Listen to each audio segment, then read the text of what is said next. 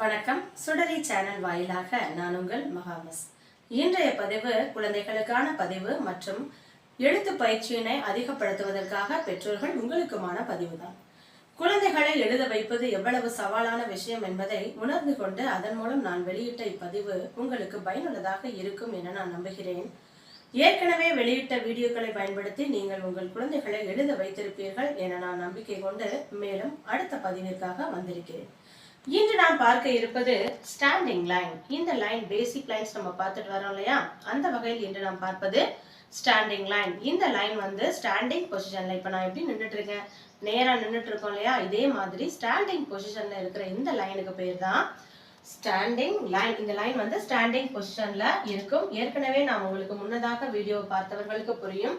பழைய பாடங்களை ஒரு தடவை எடுத்துவிட்டு அதற்கு அடுத்தபடியாக இன்றைய புதிய பாடத்தை நாம் பார்க்கணும்.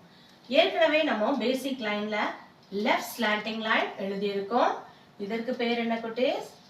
Right slanting line. Very good. அதற்கு அடுத்தபடியாக நாம் எழுதியது ஸ்லீப்பிங் லைன். இந்த லைன் வந்து இந்த லைன் சாய்ஞ்சிட்டு இருக்கு இந்த சைடா, இந்த லைனும் சாய்ந்து கொண்டு இருக்கு. இந்த லைன் படுக்கை வசமாக இருக்கு. இதற்கு பேர் ஸ்லீப்பிங் லைன்.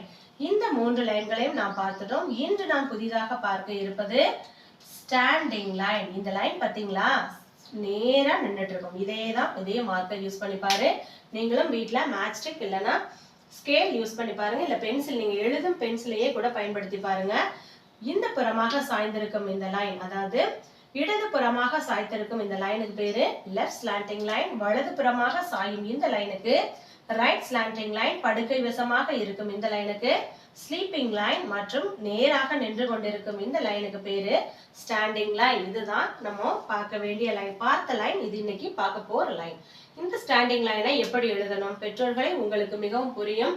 நாம் நம் குழந்தைகளை புதிதாக எழுத வைக்கும் போது முதலில் நாம் செய்ய வேண்டிய முதல் கடமை, இந்த டாப் ஆஃப் த லைன், அதாவது எந்த இடத்தில் அவர்கள் தொடங்குகிறார்களோ அந்த இடத்தில் ஒரு புள்ளி, எந்த இடத்தில் அவர்கள் முடிக்க வேண்டுமோ அந்த இடத்தில் ஒரு புள்ளி வைத்து கொடுக்கும் போது அவர்களால் எளிமையாக இந்த கோட்டில் தான் நாம் நம்மளுடைய பென்சிலை வைக்க வேண்டும் அப்படிங்கிற முதல் ஸ்டெப் புரியும். அவர்களுடைய பென்சிலை இந்த இடத்தில் வைக்கும் போது மேலிருந்து கீழாக நேராக ஒரு கோடு, அதாவது இட்ஸ் லுக்ஸ் லைக் 1. மேக்ஸ்ல நம்ம 1 எழுதுவோம் இல்லையா, ஸ்டாண்டிங் லைன் தான் 1. சோ பேசிக் லைன்ஸ் எல்லாமே உங்களுக்கு தமிழ், ஆங்கிலம், இங்கிலீஷ் இந்த 3 சப்ஜெக்டையும் எழுத வைக்கிறதுக்கு, லெட்டர்ஸ், நம்பர்ஸ் எழுதுறதுக்கு ரொம்ப யூஸ்ஃபுல்லான ஒரு விஷயம். அதுக்காக தான் இந்த பேசிக் லைன்ஸே போறோம்.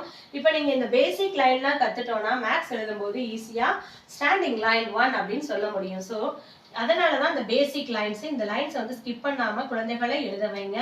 இது எதுக்கு தேவைப்படும் நினைக்காதீங்க.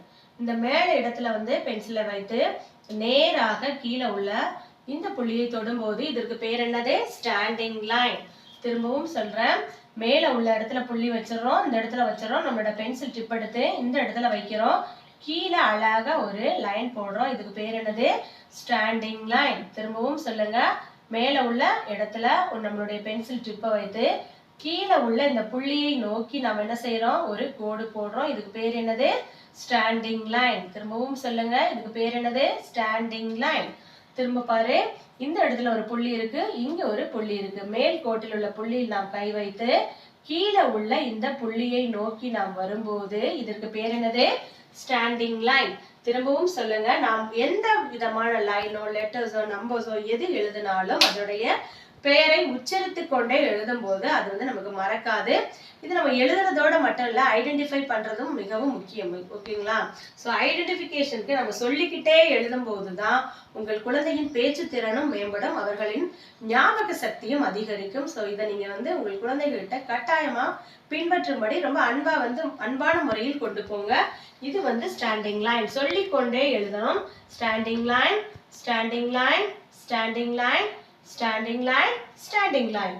நாம எழுதும் போது தனியா எழுதிட்டு ஒரு 10 தடவை எழுதிட்டு ஸ்டாண்டிங் லைன் ஸ்டாண்டிங் லைன் சொல்றது மிகவும் கடினமா தெரியும்.